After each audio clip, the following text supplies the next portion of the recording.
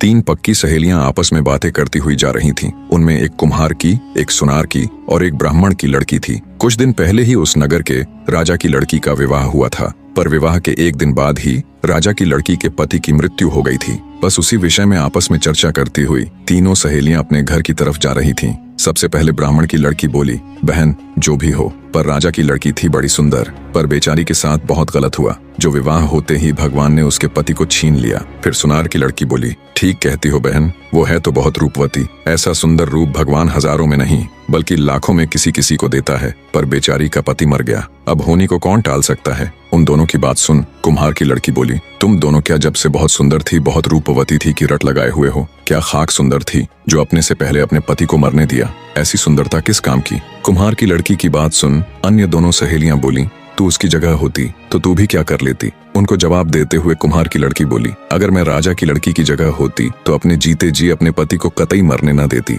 चाहे उसके लिए मुझे कुछ भी करना पड़ता। पीछे चल रहे सिपाहियों ने उन तीनों सहेलियों की आपस की सारी बातें सुन ली। सारी बातें सुन सिपाहियों के मन में तुरंत राजा के हुक्म वाली बात कौंधी कि जाओ जाकर ऐसी कन्या ढूंढो जो अपने से पहले अपने पति को ना मरने दे। सिपाहियों ने तुरंत उन लड़कियों को रोककर उनसे उनका नाम पता सब ले लिया और राजमहल आकर सभी बातें विस्तार पूर्वक ज्यों की त्यों राजा को बता दी। सिपाहियों की बात सुन राजा के मन में उम्मीद की एक किरण उभरी। उसने तुरंत अपने साथ अपने मंत्री व अन्य कुछ राज्यसभा के विद्वान सदस्यों को लिया और निकल पड़ा सिपाहियों के बताए गए गांव की ओर। कुछ घंटों का रास्ता तय कर राजा अपने आदमियों के साथ कुम्हार के घर पहुंच गया। राजा के साथ मौजूद मंत्री ने लड़की के पिता यानी कुम्हार को राजा का पूरा परिचय दिया और उसकी लड़की से राजा के लड़के के विवाह की बात सामने रखी, बेटी के लिए रिश्ता और वो भी राजा के लड़के का। ये बात सुन कुम्हार सन्न रह गया। उसको ऐसे देख मंत्री बोला, क्यों भाई कहाँ खो गए? तब उसने राजा व उसके आदमियों को आदर सत्कार सहित बिठाकर जलपान कराया और भागकर अपने आसपास रहने वाले